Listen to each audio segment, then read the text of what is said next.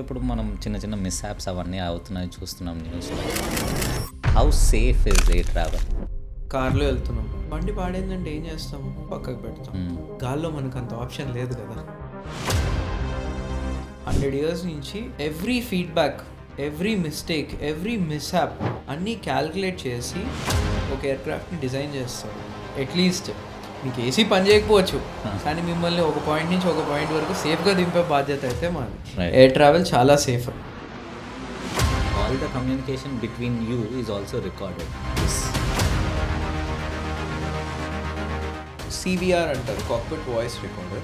ర్యాండమ్గా మానిటర్ చేస్తారు, ఆర్ ఏమైనా ఇన్సిడెంటో యాక్సిడెంటో అయితే ఆ సివిఆర్ అనేది పుల్ అవుట్ చేస్తారు. బట్ మీరు కరెక్ట్గా ల్యాండ్ చేశారు అని సిస్టమ్ మీకు చెప్తుందా, లేదంటే బై టచ్ అండ్ ఫీల్ మీకు తెలిసిపోతుంది? By touch and feel. ఆ 200 feet తర్వాత ఎప్పుడైతే ఆటో పైలట్ డిస్కనెక్ట్ చేస్తామో అది ప్యూర్లీ నీకు పైలట్ స్కిల్ మీద ల్యాండ్ అవుతుంది. వెదర్ నిజంగా బ్యాడ్ ఉన్నప్పుడు ఆటో ల్యాండ్ పెట్టేస్తాము, అదే ఆటోమేటిక్గా ల్యాండ్ అయ్యి brake కొడుకుంది.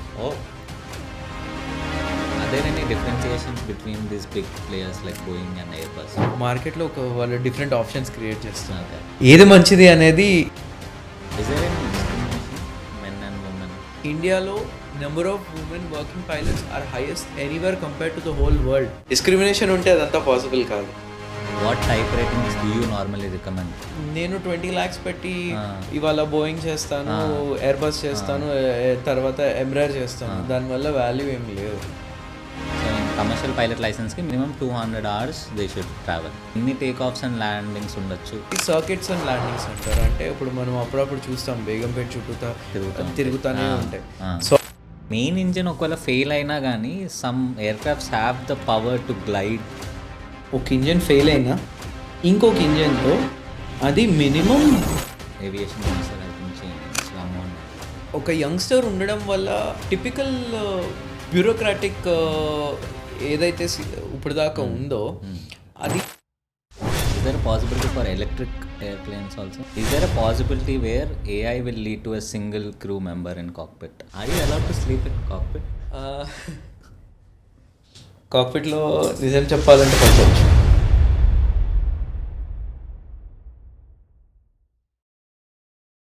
Hey everyone, welcome to the Bubble Podcast. Flying is a completely different vibe. మనం పాయింట్ ఏ నుంచి పాయింట్ బికి ఫ్లైట్లో వెళ్ళాలి అంటే the main responsibility lies with the pilot. So ఆ పైలట్కి జస్ట్ ఫ్లయింగ్ అయినా లేదా ఇంకేమైనా రోల్స్ అండ్ రెస్పాన్సిబిలిటీస్ ఉంటాయా? కాక్పిట్లో అన్ని కంట్రోల్స్ ఉంటాయి అంటే ఎంత ఇన్ఫర్మేషన్ ఓవర్లోడ్ ఉంటుంది. టేక్ ఆఫ్స్ గురించి మాట్లాడుకున్నాం, ల్యాండింగ్స్ గురించి మాట్లాడుకున్నాం, హైజాక్ సిచ్యువేషన్స్ గురించి మాట్లాడుకున్నాము. So if you are passionate about flying, if you are passionate about aircrafts, if you are passionate about pilot job itself, then this podcast is for you. And ఈ రోజు మన guest వచ్చేసి senior captain with 12 years of experience as a pilot. His name is Sumakar. So let's start the podcast, shall we? Hi Anna, welcome to the Bubble Podcast. First, pilots అవ్వాలి అంటే educational qualifications ఏమి ఉండాలి? ఇప్పుడు ఉన్న regulation ప్రకారము intermediate 10+2 maths, physics, chemistry చేసి ఉండాలి. అది మన బేసిక్ ఎలిజిబిలిటీ అనమాట to apply for computer number అంటారు. ఓకే, ఆ కంప్యూటర్ నెంబర్ అనేది మనకు వచ్చింది అంటే మనకి పైలట్ ఎగ్జామ్స్కి రాసే ఎలిజిబిలిటీ అనేది వస్తుంది అనమాట. ఇన్ కేస్ మీరు బైపీసీ స్టూడెంట్ అయినా కూడా కొన్ని రికగ్నైజ్ బై డిజిసిఏ బాడీ ఉన్న ఓపెన్ యూనివర్సిటీస్కి వెళ్ళి మనము ఏవైతే మ్యాథ్స్, ఫిజిక్స్, కెమిస్ట్రీ కావాల్సి ఉన్నాయో అందులో మీరు చేసుకుంటే you can do it. So after intermediate I can join this pilot training course. Flight స్కూల్స్కి అప్లై చేయొచ్చు. Rajiv Gandhi International Aviation Academy ఉంది, జిఎంఆర్ వాళ్ళది ఉంది, ఏపీ తెలంగాణ ఫ్లయింగ్ క్లబ్ ఉంది. సో మీరు అక్కడికి వెళ్ళి మీరు గ్రాడ్యుయేట్ అయినట్టు చెప్పి మాట్లాడుకుంటే మీకు అడ్మిషన్ ఇస్తారనమాట. మోస్ట్లీ ఇక్కడ ప్రాబ్లం పీపుల్కి ఏమొస్తుందంటే కోర్స్ అనేది కొంచెం ఎక్స్పెన్సివ్ అయిపోతుంది. అది చాలామందికి ఒక థింకింగ్ ఫ్యాక్టర్ అయిపోతుంది. ఇందులో కూడా కొన్ని స్టేజెస్ ఉంటాయి. ఇప్పుడు ఫస్ట్ మీరు చెప్పినట్టు ఫ్లయింగ్ స్కూల్ జాయిన్ అయితే మీకు 200 hours ఫ్లయింగ్ చేపిస్తే మీకు అప్పుడు వచ్చేది సిపిఎల్, కమర్షియల్ పైలట్ లైసెన్స్ అంటారు. ఈ ఇప్పుడున్న కరెంట్ మార్కెట్లో ఆల్మోస్ట్ 40-45 lakhs వరకు ఖర్చు అవుతుంది. దట్ ఈస్ జస్ట్ ఒక బేసిక్ లైసెన్స్ లాగా అనమాట. ఫర్ ఎగ్జాంపుల్ మనము ఏ ప్లేన్ నడుపుతామో, ఏ కంపెనీలో జాబ్ వస్తుందో మనకు తెలియదు. దానికి టైప్ రేటింగ్ అంటారు. ఆ టైప్ రేటింగ్ అనేది కొంచెం కాస్ట్లీ ప్రాసెస్ అనమాట. So depends on the plane. మనకి ఎయిర్బస్ ఉంటాయి, బోయింగ్ ఉంటాయి, ఎంబ్రాయర్స్ ఉంటాయి. సో మనం ఏ ప్లేన్ అయితే మనం ఫ్లై చేస్తున్నామో దానికి స్పెసిఫిక్గా టైప్ రేటింగ్ అంటారు. అది డిపెండ్స్, మనకి 15 lakhs నుంచి 50 lakhs వరకు కూడా అవ్వచ్చు. చార్టర్స్ ఉన్నవి కొంచెం ఎక్స్పెన్సివ్, ఎందుకంటే అవి సిమ్యులేటర్స్ తక్కువ ఉంటాయి. ఈవెన్ ఎయిర్బస్, బోయింగ్స్ మనం రెగ్యులర్గా 320 కమర్షియల్ ప్లేన్స్ ఎక్కువ ఉంటాయి కాబట్టి నెంబర్ ఆఫ్ సిమ్యులేటర్స్ ఎక్కువ ఉంటాయి.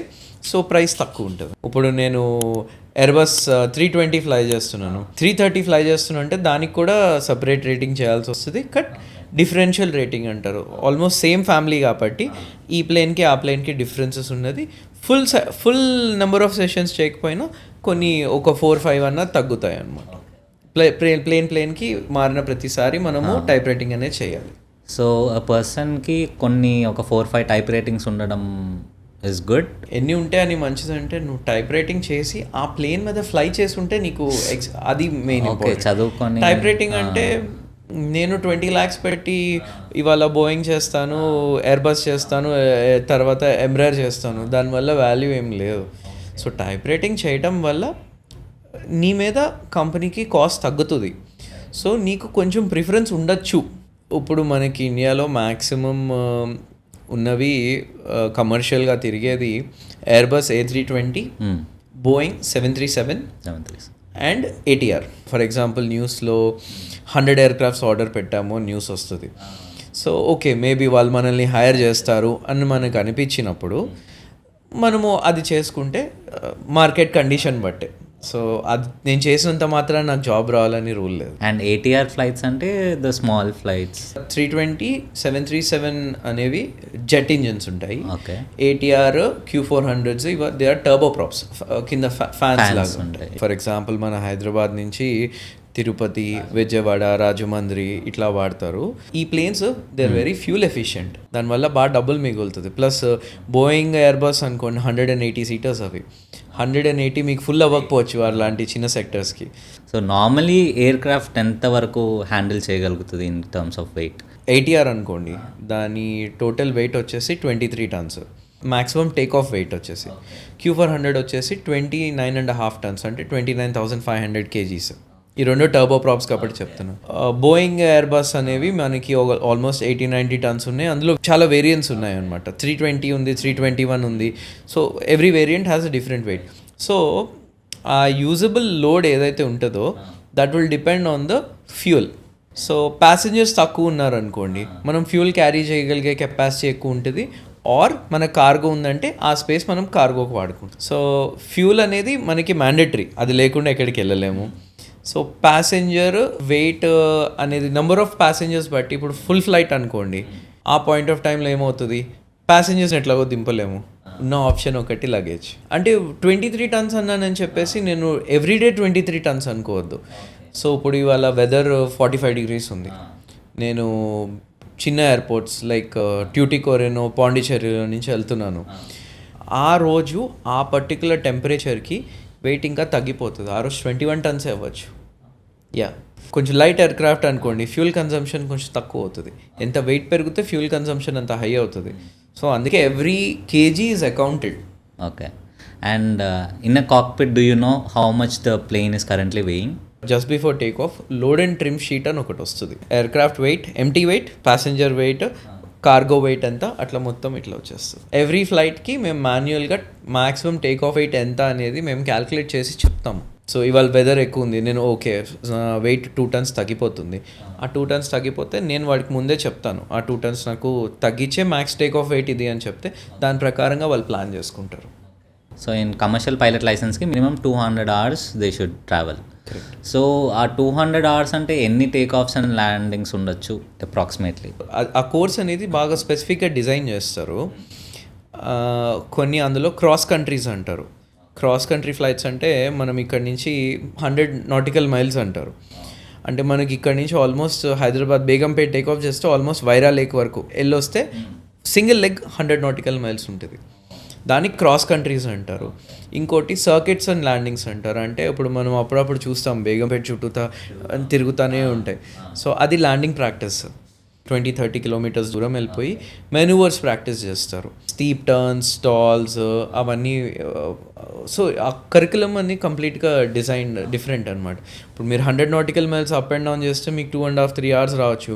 ఎన్ని చేస్తాం? ఒక ల్యాండింగే చేస్తాం. అదే బేగంపేట చుట్టూతో మనం ఇట్లా సర్కిట్ ల్యాండింగ్ చేస్తే పర్ అవర్ మీరు ఒక 5 ల్యాండింగ్స్ దాకా చేయొచ్చు, 4-5 ల్యాండింగ్స్ దాకా చేయొచ్చు. సో ఫస్ట్ స్టెప్ ఏంటంటే ఫ్లయింగ్ జాయిన్ అయ్యాక ఇన్స్ట్రక్టర్ ఫస్ట్ బేసిక్గా ల్యాండింగ్స్ నేర్పిస్తారు. ఒక 10-15 hours తర్వాత రిలీజ్ ఫర్ సోలో అంటారు. అప్పుడు ఇన్స్ట్రక్టర్ కాన్ఫిడెంట్గా వీడు ప్లేన్ ల్యాండ్ చేయగలుగుతున్నాడు అనుకున్నప్పుడు మీ ప్రోగ్రెస్ బట్టి, మీ స్పీడ్ బట్టి అప్పుడప్పుడు 10 hours లోపల కూడా అవ్వచ్చు. సో సోలో అంటారు. ఫస్ట్ మీరు అప్పుడు ఒక్కళ్ళే మీరు 3 టేక్-ఆఫ్స్ అండ్ ల్యాండింగ్స్ ఒక్కళ్ళే చేయాలి. అది ఫస్ట్ అచీవ్మెంట్ అనమాట ఒక స్టూడెంట్ పైలట్కి. ఓకే, వీడు సొంతంగా నావిగేట్ చేయగలుగుతున్నాడు, కమ్యూనికేట్ చేయగలుగుతున్నాడు, ఫ్లై చేయగలుగుతున్నాడు అని వాళ్ళకి కాన్ఫిడెన్స్ వచ్చినప్పుడు సోలోగా మిమ్మల్ని క్రాస్ కంట్రీ ఫ్లైట్స్ కూడా పంపిస్తారు అనమాట. మినిమం 100 hours PIC అనేది ఉండాలి, అంటే పైలట్ ఇన్ కమాండ్, అంటే మీరు సోలోగా ఫ్లై చేసి ఉండాలి. ఆ 100లో 50 hours క్రాస్ కంట్రీ PIC కూడా ఉండాలన్నమాట. చాలా సిమ్యులేటర్స్ కూడా ఉంటాయి కదా, no need to fly an actual aircraft. But ఇప్పుడు కొత్తగా MPL అనే ప్రోగ్రామ్ వస్తుంది. వాళ్ళు ఏం చేస్తున్నారంటే 100 hours సిమ్యులేటర్ మీద అలా చేపించి 100 hours యాక్టివ్ ఎయిర్ క్రాఫ్ట్ మీద చేపిస్తున్నారు. కాస్ట్ కటింగ్ ఎఫెక్టివ్ మెషర్ అనమాట. మనకి ఇండియాలో మొన్న అప్రూవల్ వచ్చింది. అది డిఫరెన్స్ అయితే ఉంటుంది కదా ఎంతైనా సిమ్యులేషన్లో చేయడము, డైరెక్ట్గా చేయడం. అంటే ఒక 70-80% వరకు మ్యాచ్ అవుతుంది. బట్ ఎస్, ఆల్వేస్ మీకు actual air craft different, simulator different. ఇప్పుడు డ్రైవింగ్ స్కూల్కి మనం వెళ్ళినప్పుడు మనకే ఎలా అయితే కంట్రోల్స్ ఉంటాయో పక్కన వాళ్ళకి కూడా అంతే కంట్రోల్స్ ఉంటాయి కదా. So in the same way instructor will also have the same control. Yes, మనము ప్లేన్ నడిపేటప్పుడు ఎప్పుడు ఇద్దరికి కంట్రోల్స్. ఇప్పుడు మీరు ఇట్లా లాగినప్పుడు అతనికి కూడా అట్లాగే వస్తుంది, మీరు ఇట్లా రడ్డర్ ప్రెస్ చేసినప్పుడు అతనికి కూడా అట్లాగే అవుతుంది. Dual inputs. Once I meet all this 200 hours, then I'm eligible to apply for the jobs. Yes, అప్పుడు మీ కమర్షియల్ పైలట్ లైసెన్స్ చేతికి వచ్చిన తర్వాత you are eligible to apply for a job provided. అంటే వాళ్ళ రిక్వైర్మెంట్స్ పెడతారు. For example CPL with 500 hours అన్నారు అనుకోండి, అప్పుడు మీరు ఇన్స్ట్రక్టర్ లాగా వర్క్ చేయాల్సి వస్తుంది. ఆ రిక్రూట్మెంట్ బట్టి ఎస్, ఓన్లీ CPL ఎంట్రీస్ అన్నప్పుడు మీరు అప్లై చేయొచ్చు. అప్పుడప్పుడు CPL విత్ టైప్ రైటింగ్ అడగచ్చు. సో ఫర్ ఎగ్జాంపుల్ మీరు ఆల్రెడీ టైప్ రైటింగ్ చేసేసి ఉంటారు, కానీ ఓన్లీ CPL ఎంట్రీ వచ్చింది. ఆ టైప్ రైటింగ్ ఆ కంపెనీ వాళ్ళ ఎయిర్ క్రాఫ్ట్కే సంబంధించింది, వాళ్ళకి బెనిఫిట్ అవుతుంది. సో దీనికి సమానంగా మీ శాలరీ అనేది ఉంటుంది కదా. జాబ్ రానంత వరకు ఒకటి, జాబ్ వచ్చిన తర్వాత అందరికీ ఒక స్టాండర్డైజ్డ్ పే ఉంటుంది. మీ టైప్ రైటింగ్ మీరు సపోజ్ మీరు CPL చేసి వచ్చారు, మీరు టైప్ రైటింగ్ చేసేంత వరకు స్టైఫండ్ వస్తుంది. టైప్ రైటింగ్ చేసి మీరు కంపెనీ జాయిన్ అవుతారు. Type writing is simulator only. తర్వాత వీళ్ళు మీకు ట్రైనింగ్ ఇస్తారు, లైన్ ట్రైనింగ్, తర్వాత క్లాసెస్ అన్నీ చాలా ఉంటాయి అన్నమాట. అవన్నీ అయిపోయాక depends on your company 50 hours 50 sectors అట్లా చేసిన తర్వాత you will be released as first officer. ఆ ఫస్ట్ ఆఫీసర్ అయ్యాక మీ శాలరీ బ్రాకెట్ మారుతుంది. 1000 hours టచ్ అయ్యాక యాజ్ అ ఫస్ట్ ఆఫీసర్ మీ శాలరీ బ్రాకెట్ మారుతుంది. ఒక ఫస్ట్ ఆఫీసర్ లైఫ్లో మైల్ స్టోన్ ఏంటంటే ATPL అని ఉంటుంది, ఎయిర్లైన్ ట్రాన్స్పోర్ట్ పైలట్ లైసెన్స్. మీరు క్యాప్టెన్ అవ్వాలంటే ఆ ఎగ్జామ్స్ పాస్ అవ్వాలి, తర్వాత ఆ number of hours required meet అవ్వాలి, ATPL అని వస్తుంది. That is your eligibility to be a captain. ఏమైనా హైట్ రిక్వైర్మెంట్ ఉంటుందా పైలట్ అవ్వాలంటే? 150 centimeters అనేది ఒక minimum requirement. Okay. And what about sight specs ఉంటే? చూడండి, సివిల్ ఏవియేషన్లో సైట్ అనేది అంత ఎఫెక్ట్ అవ్వకపోవచ్చు. సైట్లో మేమేం చూస్తామంటే కలర్ బ్లైండ్నెస్ ఉండకూడదు, ఓకే, సిలిండ్రికల్ విజన్ ఉండకూడదు. స్పెక్స్ వేసుకోవచ్చు, రెక్టిఫైబుల్ బై స్పెక్టికల్స్ అనుకుంటే it is allowed. And weight restrictions అట్లా? వెయిట్ రిస్ట్రిక్షన్ అనేది ఎవ్రీ ఇయర్ మాకు మెడికల్ టెస్ట్ జరుగుతాయి, అందులో BMI చెక్ చేస్తారు. సో మీ హైట్కి మీ వెయిట్ అనేది చెక్ చేస్తారు. ఓవర్ వెయిట్ ఉన్నా పర్వాలేదు, మీకు కొన్ని అడిషనల్ టెస్ట్ ఇస్తారు. బట్ వాళ్ళు మిమ్మల్ని వెయిట్ తగ్గి BMIలో ఉండడానికి ఎక్స్పెక్ట్ చేస్తారనమాట. Physical body is always helps you with a mental mind. Minimum age ఏమైనా ఉందా, లైక్ ఇంత ఏజ్? సో ఐడియలీ కరెక్ట్గా ప్లాన్ చేసుకుంటే +2 అయిపోయాక వెంటనే మనం రావచ్చు అనమాట. Is it difficult to get a job? For example ఒక 50 vacancies పడ్డాయి అనుకోండి, 1500-2000 members రాస్తారు. Everybody as qualified as you. Me knowledge బట్టి మీకు జాబ్ అనేది వస్తుంది. అప్పుడప్పుడు మీకు మీరు బాగా ప్రిపేర్ అయ్యి ఈ ఎయిర్లైన్లో రాకపోవచ్చు, వేరే ఎయిర్లైన్లో రాస్తే రావచ్చు. It's all demand and supply. తర్వాత మనకి ఇంటర్వ్యూ రౌండ్స్ అనేవి మోస్ట్లీ మీ చదువుకున్న నాలెడ్జ్, బిహేవియర్, సైకోమెట్రీ టెస్ట్ కూడా ఉంటుంది, ఎయిర్క్రాఫ్ట్ సిస్టమ్స్ అవన్నీ టెస్ట్ చేశాక పర్సనల్ ఇంటర్వ్యూ కూడా చెక్ చేస్తారు. Is there any discrimination men and women? ఇండియాలో number of women working pilots are highest anywhere compare to the whole world. యూఎస్లో కూడా మీకు అన్ని ఫీమేల్ పైలట్స్ ఉంటారు. ఇండియాలో ఉన్న ఫీమేల్ పైలట్స్ మీకు ఎవరు ఈ వరల్డ్లో ఎక్కడ లేరు ప్రస్తుతానికి. సో డిస్క్రిమినేషన్ ఉంటే అదంతా పాసిబుల్ కాదు. కెప్టెన్ తర్వాత ఇంకేమైనా హైయర్ పొజిషన్ ఏమైనా ఉందా? కెప్టెన్ని మరి ట్రైన్ చేసే వాళ్ళు కూడా కావాలి కదా. రైట్. లైన్ ట్రైనింగ్ క్యాప్టెన్స్ అని ఉంటారు.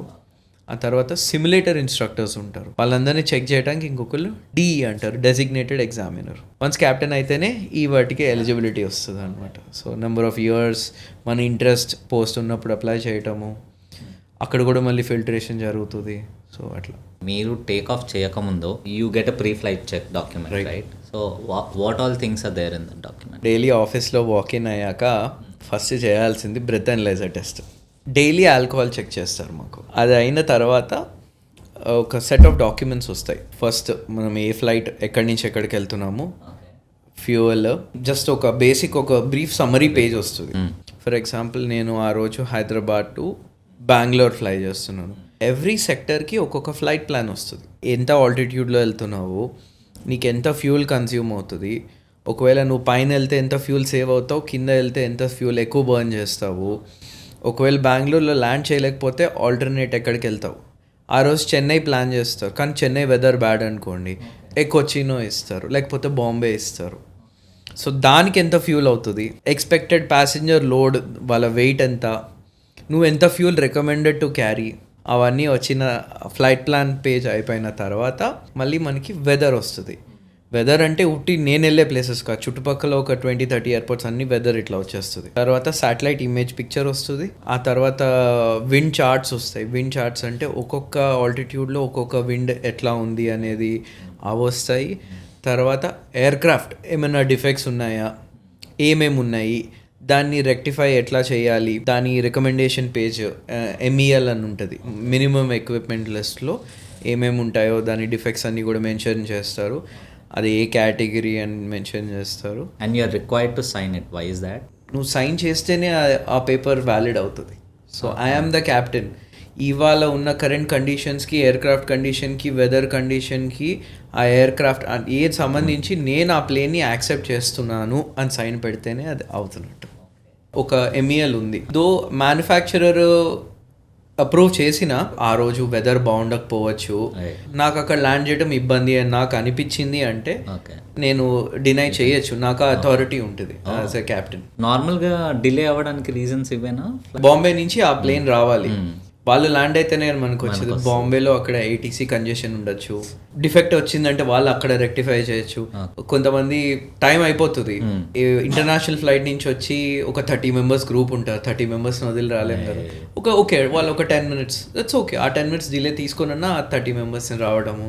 నేను ఇప్పుడు recommended altitude is this, but నేను కొంచెం కిందకి వెళ్తే నాకు ఇప్పుడు ఫర్ ఎగ్జాంపుల్ వెదర్ బాగాలేదు, టర్బులెన్స్ వచ్చింది, సో నేను పైకి వెళ్దామని చూస్తాను, పైన వేరే ఎయిర్క్రాఫ్ట్ ఉంటుంది, ట్రాఫిక్ ఉంటుంది, ఇంకో వాడు నేను సేమ్ డైరెక్షన్లో వెళ్తున్నాను.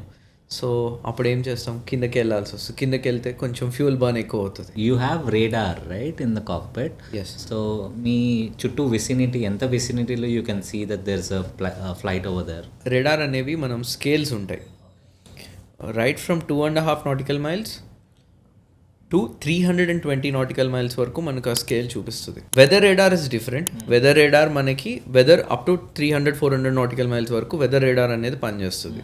మీరు చెప్పేది ట్రాఫిక్ది, దీనికి సెపరేట్ సిస్టమ్ ఉంటుంది, TCAS అని చెప్పేసి, ట్రాఫిక్ కొలిషన్ అవాయిడెన్స్ సిస్టమ్. అది మీ ప్లేన్లో ఉంటుంది, వాళ్ళ ప్లేన్లోనే ఉంటుంది. సో మీ పొజిషన్ వాళ్ళకి తెలుస్తుంది, వాళ్ళ పొజిషన్ మీకు తెలుస్తుంది, మీ ఇద్దరు పొజిషన్ ATCకి తెలుస్తుంది. ట్రాఫిక్ సెపరేషన్ అనేది ATC జాబ్. వాళ్ళు మనకి ఇన్ఫర్మేషన్ కూడా ఇస్తారు, వేరే ఎయిర్క్రాఫ్ట్ ఇక్కడ ఉంది అని నీకు చెప్తారు. 3 o'clock అంట, 3 o'clock అంటే ఇది. Is it visible 2000 feet above? 2000 up to 5000 feet వరకు మనకి ఈజీగా కనిపిస్తుంది. అండ్ మీరు కంటిన్యూస్గా మీరు ATCతోనే కమ్యూనికేట్ చేస్తూ ఉంటారు కదా. Let's say you take off మీరు హైదరాబాద్ నుంచి చేశారు అండ్ బెంగళూరుకి వెళ్తున్నారు. When do you approach the ATC of Bengaluru? Only ground వరకు వీళ్ళ ఫ్రీక్వెన్సీ, అది ఎక్కువ డిస్టెన్స్ ఉండదు అనమాట. తర్వాత tower frequency, tower only take off and landing అప్పుడు టవర్. ఆ తర్వాత రెడార్కి వెళ్తాం. ఆ రెడార్లో కూడా అప్రోచ్ రేడార్ సపరేట్ ఉంటుంది, అదొక 50 కిలోమీటర్స్ వరకు ఉంటుంది. తర్వాత ఎన్ రూట్ రేడార్ ఉంటుంది. సో ఆ ఎన్ రూట్ రేడార్ నెక్స్ట్ బెంగళూరు ఎన్ రూట్ రేడార్కి ఇస్తారు, ఆ తర్వాత వాడు అప్రోచ్కి ఇస్తాడు, ఆ తర్వాత టవర్కి ఇస్తారు, ఆ తర్వాత గ్రౌండ్కి ఇస్తారు. డిఫరెంట్ ఫ్రీక్వెన్సీస్ ఉంటాయి, అవన్నీ మన చార్ట్స్లో ప్రింటెడ్ ఉంటాయి. హౌ డిఫికల్ట్ ఇస్ టేక్ ఆఫ్కి అయ్యేటప్పుడు చాలా పారామీటర్స్ క్యాలిక్యులేట్ చేయాలి. అది మేము మాన్యువల్గా క్యాలిక్యులేట్ చేయొచ్చు, బట్ టైం టేకింగ్. సో మాకు ఐప్యాడ్స్ ఇస్తారు, ఐప్యాడ్లో కరెంట్, విండ్స్, టెంపరేచర్, ప్రెషర్ అన్ని ఇన్పుట్స్ మనం ఇస్తే అది కొన్ని స్పీడ్స్ ఇస్తుంది అనమాట. ఆ రోజు ఆ టేక్ ఆఫ్కి ఆ వచ్చిన స్పీడ్స్ అవి. So every take off is different. అప్పుడప్పుడు మీకు విండ్ స్ట్రైట్గా రావచ్చు, క్రాస్ రావచ్చు, ఇది రావచ్చు, అవన్నీ క్యాలిక్యులేట్ చేసుకోవాలి. మళ్ళీ ఇప్పుడు ఎయిర్క్రాఫ్ట్ డిఫెక్ట్స్ కూడా ఆలోచించుకోవాలి. How difficult is the take off అంటే అన్నీ ఒక పద్ధతి ప్రకారం ఒక ప్రొసీజర్ కనుక మనం ఫాలో అయితే ఆ టేక్ ఆఫ్ అనేది చాలా ఈజీగా స్మూత్గా అయిపోతుంది.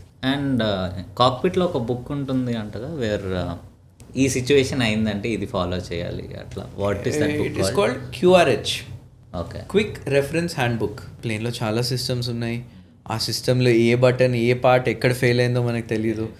సో మనకు అప్పుడు అనలైజ్ చేసేంత టైం కూడా ఉండదు. సో ఆ QRH అనేది మనం రెఫర్ చేసుకున్నామంటే ఎర్రర్ డిస్ప్లే అవుతుంది.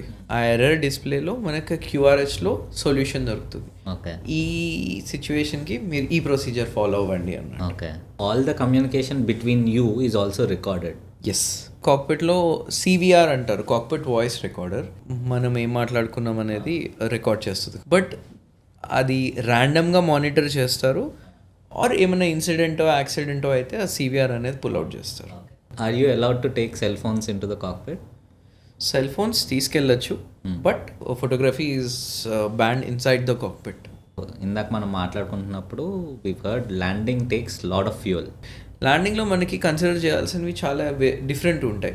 ఇప్పుడు ATC మనకి రిపోర్ట్ చేసింది ఒకటి అవ్వచ్చు, రన్వే చాలా పెద్దది, మీకు 3-4 కిలోమీటర్స్ రన్వే. అప్రోచ్ అయ్యేటప్పుడు విండ్స్ డిఫరెంట్ ఉండొచ్చు, ల్యాండ్ అయ్యేటప్పుడు డిఫరెంట్ ఉండొచ్చు, ఆ రన్వే అదర్ రెండు విండ్స్ డిఫరెంట్ ఉండొచ్చు. సో విండ్స్ కన్సిడర్ చేసుకోవాలి, చుట్టుపక్కల వేరే ట్రాఫిక్ కన్సిడర్ చేసుకోవాలి, స్పీడ్, హైట్, మనం కరెక్ట్ వెళ్తున్నామా లేదా పాత్ చూసుకోవాలి. ఆ కన్సిడరేషన్స్ ఎక్కువ ఉంటే ఎస్ ఫ్యూల్ కన్సిడరేషన్ కూడా ఉంటుంది. ఇప్పుడు ల్యాండింగ్ చేయలేకపోతే గో రౌండ్ చేస్తాము, ఆ గో రౌండ్ చేశాక మళ్ళీ ఎంతసేపులో ల్యాండ్ అవుతాము, ఆ క్యాలిక్యులేషన్స్ ఉంటాయి. కానీ మీరు ఇట్లా ల్యాండింగ్ చేస్తున్నారు, for some reason there was something మీరు సరిగ్గా చేయలేకపోయారు, again you are allowed to take off. Weather బాగాలేదు అనుకోండి, ఒక మినిమం హైట్ ఉంటుంది, లెట్స్ సే 200 feet. ఆ 200 feet దగ్గర గో అరౌండ్ చేసేస్తాము. బిలో కూడా చేయొచ్చు ఇన్ కేస్ అప్పుడప్పుడు 200 feet వరకు బాగా అనిపించి సడన్గా దగ్గరకు వచ్చాక విజిబిలిటీ కూడా 0 అయిపోవచ్చు, అప్పుడు కూడా గో అరౌండ్ చేయొచ్చు.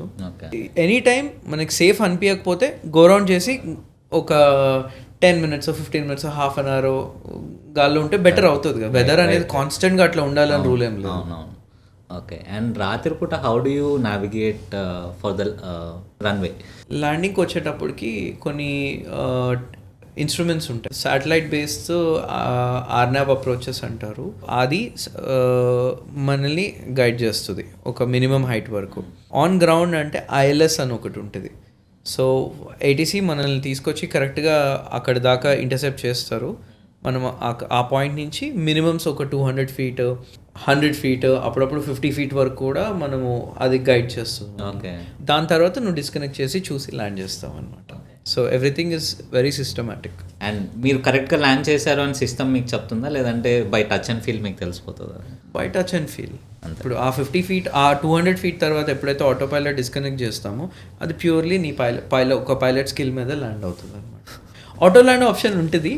ఆటో ల్యాండ్ వెదర్ నిజంగా బ్యాడ్ ఉన్నప్పుడు ఆటో ల్యాండ్ పెట్టేస్తాము, అదే ఆటోమేటిక్గా ల్యాండ్ అయ్యి బ్రేక్ కూడా కొడుతుంది. దానికి కండిషన్స్ ఉంటుంది, విండ్ ఇంత ఉండాలి, టెంపరేచర్ ఇంత, కొన్ని రిస్ట్రిక్షన్స్ ఉంటాయి. ఆటో ల్యాండ్ ఎప్పుడు పడితే అప్పుడు యూస్ చేయలేము.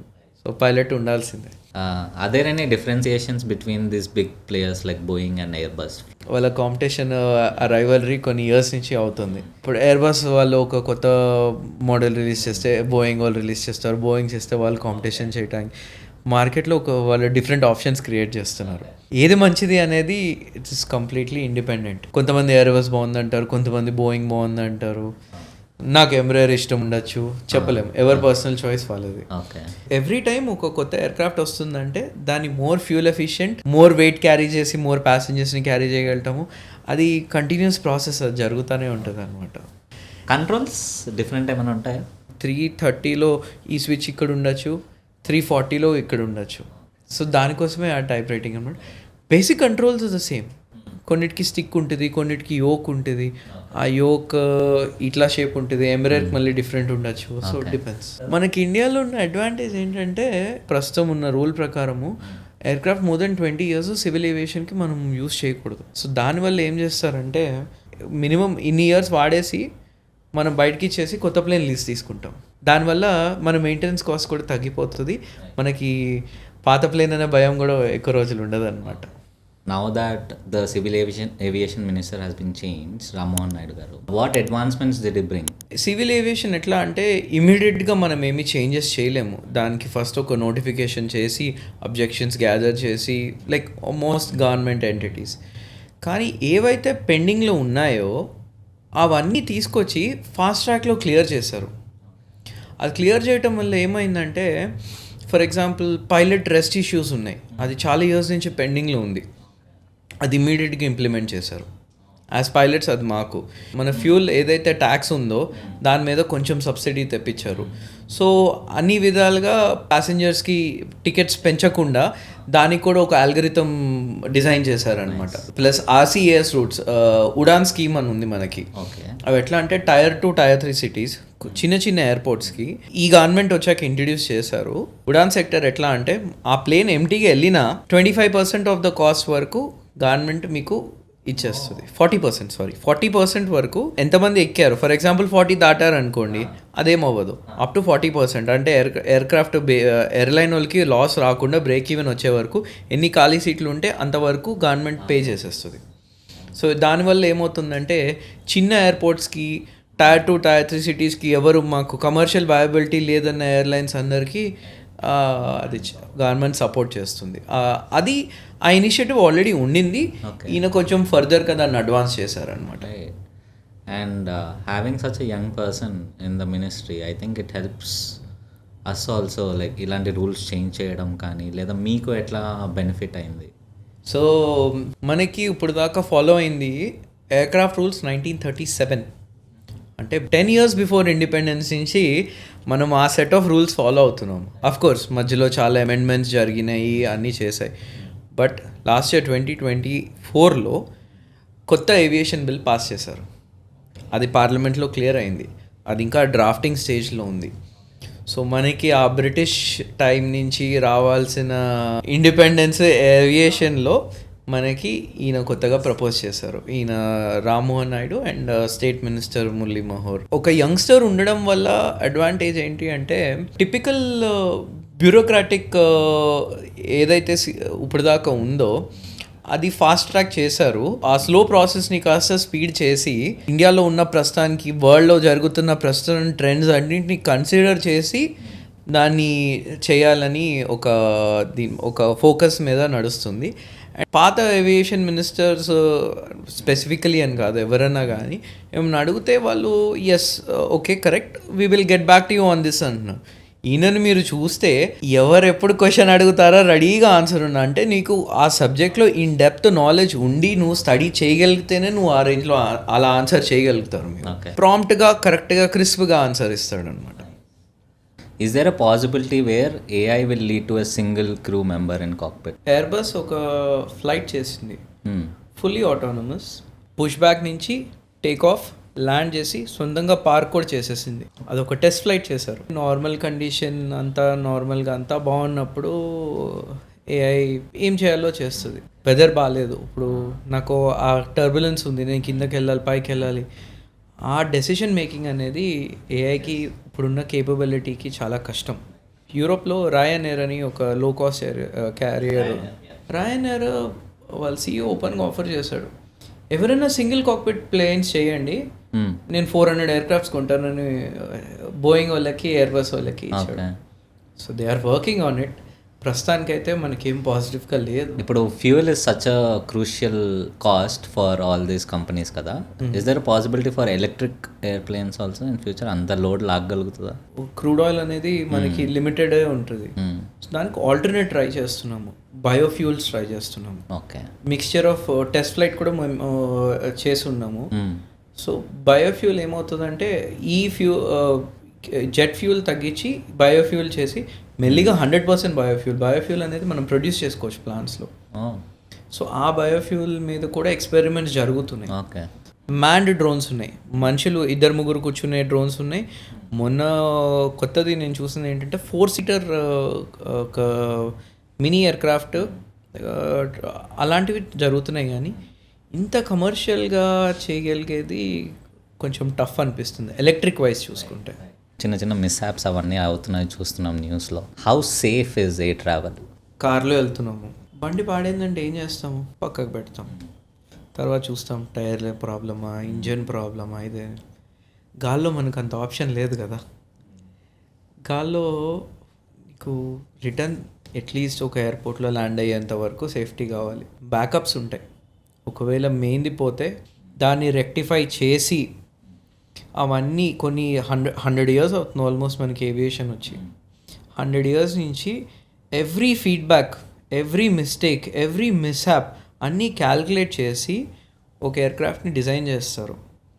సో దానివల్ల ఏమవుతుందంటే ఆ కాన్ఫిడెన్స్ ఫ్యాక్టర్ అనేది, ఇప్పుడు మీరు చూడండి రోజుకి ఎన్ని వేల యాక్సిడెంట్లు అవుతాయి. ఫ్లైట్ ఒక్కటైంది, ఒక 2-3 months నుంచి అదే అవుతుంది. అంటే ద నెంబర్ ఆఫ్ యాక్సిడెంట్స్ మనకి ఫ్లైట్లో జరిగేవి, ఇన్ ఎయిర్ జరిగేవి చాలా తక్కువ, ఒక 0.1% ఉంటుందేమో రోడ్తో కంపేర్ చేస్తే. సో ఎయిర్ ట్రావెల్ అనేది భయపడద్దు ఎవరు, ఎందుకంటే air travel is much safer than travelling on road. మనకి ల్యాండ్ అయ్యేంతవరకు కొన్ని సంవత్సరాలు, కొన్ని వేల కోట్లు R&Dలో పెట్టి దాన్ని ఏదేమైనా సరే అది ల్యాండ్ అయ్యేలుగా కేపబిలిటీ ఉన్న ఎయిర్క్రాఫ్ట్ అయితేనే అది మనకి సర్వీస్లోకి వస్తుంది. అది అయింది, ఆ సీట్ మంచిది, ఆ ప్లేన్ మంచిది, అలాంటివి ఆ కంపెనీ మంచిది, అలాంటివి ఏం పెట్టుకోకండి. అన్నీ అట్లీస్ట్ మీకు ఏసీ పని చేయకపోవచ్చు, కానీ మిమ్మల్ని ఒక పాయింట్ నుంచి ఒక పాయింట్ వరకు సేఫ్గా దింపే బాధ్యత అయితే మాది. అండ్ మెయిన్ ఇంజిన్ ఒకవేళ ఫెయిల్ అయినా కానీ some aircrafts have the power to glide for some miles అంట కదా, ఈజ్ ఇట్ ట్రూ? ఒక ఇంజన్ ఫెయిల్ అయినా ఇంకొక ఇంజన్తో అది minimum 1 hour or 2 hours fly చేయగలితేనే అది ప్యాసింజర్ సర్వీస్లోకి వస్తుంది ఒక ఇంజన్ మీదనే. Take off is the most critical phase. Take ఆఫ్లో ఒక ఇంజన్ కట్ ఆఫ్ అయిపోతే అక్కడి నుంచి వాడు సేఫ్గా పైకి వెళ్ళి 1 hour ట్రావెలింగ్ డిస్టెన్స్లో ఆ ఎయిర్పోర్ట్లో ల్యాండ్ చేయలేకపోతే ఇంకొక ఎయిర్పోర్ట్లో ల్యాండ్ చేయగలిగితే అప్పుడే ఆ ఎయిర్క్రాఫ్ట్ అనేది మనకి కమర్షియల్గా బయటికి వస్తుంది. సో సేఫ్టీ వైజ్ అందరు కళ్ళు మూసుకొని ఎక్కేయచ్చు. పైలట్ అంటే ఈజీ జాబ్ అనుకున్నాను, but it has lot of technical specifications, కానీ there is lot of information that is required. ఇంత స్ట్రెస్ని మీరు ఎలా కోపప్ చేస్తారు యాజ్ అ పైలట్? స్ట్రెస్ అనేది 100% ఉంటుంది. అది ఫిజికల్ స్ట్రెస్ అవ్వచ్చు, మెంటల్ స్ట్రెస్ అవ్వచ్చు, పర్సనల్ అవ్వచ్చు, emotional, it could be anything. ఎట్లా హ్యాండిల్ చేసుకున్నాం అనేది కొన్ని టెక్నిక్స్ ఉంటాయి, but end of the day అది మన మీద ఉంటుంది. వాళ్ళు రికమెండ్ చేసేవి అన్నీ చాలా ఉంటాయి, కానీ ప్రాపర్గా ఒక పైలట్కి కావాల్సింది ఏంటంటే ఫస్ట్ స్లీప్, తర్వాత ఫుడ్ హ్యాబిట్స్, ఫిజికల్ ఫిట్నెస్.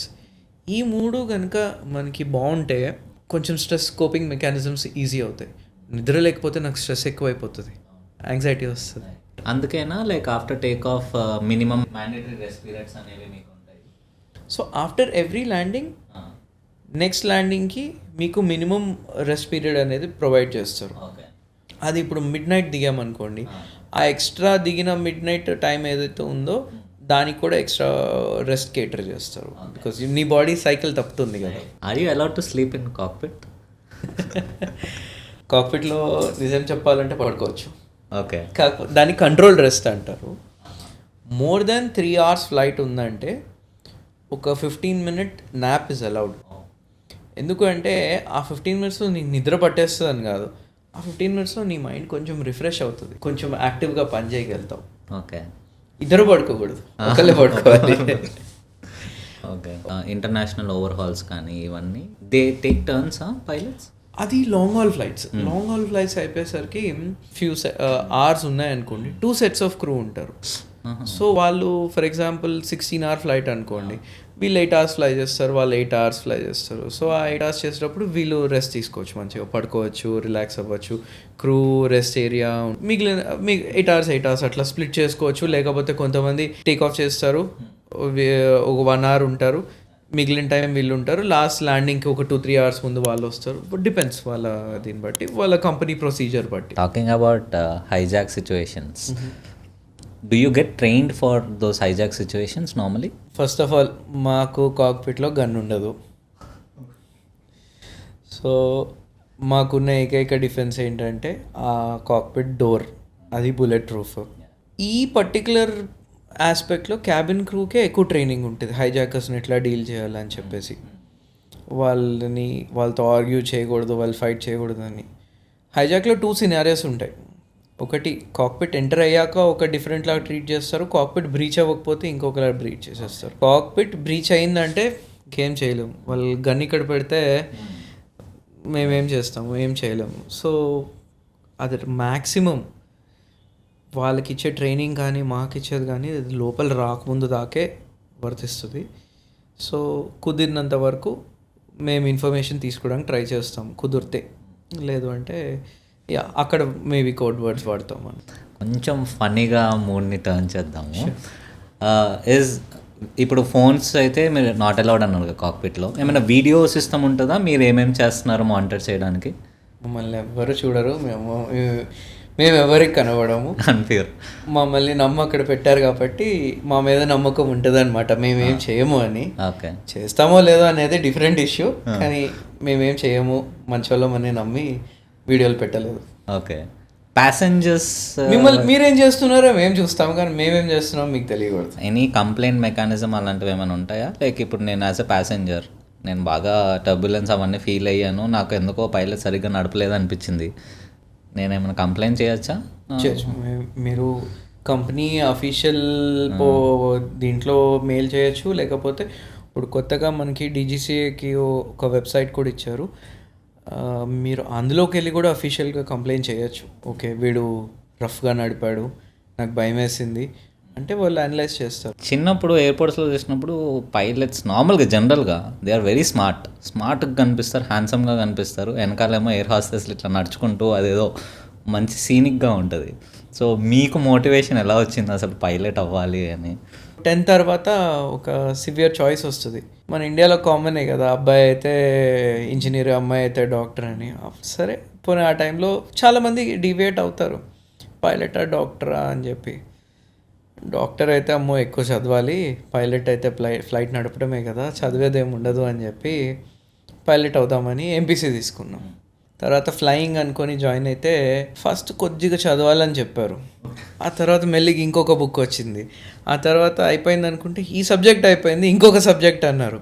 తర్వాత తెలిసింది ఏంటంటే ఒకదానికి ఒకటి ఇంటర్ రిలేటెడ్. ఒకటి నీకు మొత్తం తెలిస్తేనే నువ్వు సేఫ్గా ఉండగలుగుతావు, ఫ్లయింగ్ ఒక్కటే కాదు, నీకు తెలిస్తేనే నువ్వు నడపగలుగుతావు అనమాట. ఇప్పుడు మాకు అలవాటు అయిపోయి ఈజీ అయిపోయింది, కానీ ఇనీషియల్ డేస్లో కష్టపడ్డాము. అండ్ ఎస్, మీరు చెప్పే మోటివేషన్ కొంతమంది యంగ్స్టర్స్ వస్తారనమాట, ఎందుకే ఎవరో పైలట్ అని అడుగుతాం.